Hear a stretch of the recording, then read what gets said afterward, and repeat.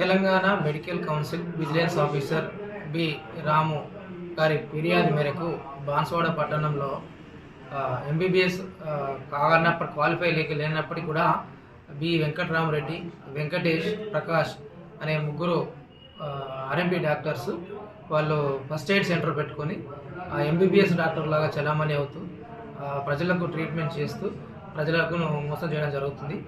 అయితే దీనిపైన Telangana vigilance officers raid చేసి వారి యొక్క ఎన్రోల్మెంటు మరియు వారి యొక్క సర్టిఫికెట్స్ అన్నీ క్షుణ్ణంగా పరిశీలించి వెరిఫై చేసిన తర్వాత వీరు అర్హులు కాదని చెప్పేసి ఇల్లీగల్గా ట్రీట్మెంట్ ఇస్తున్నారని చెప్పేసి వారు ఫిర్యాదు చేయడం జరిగింది.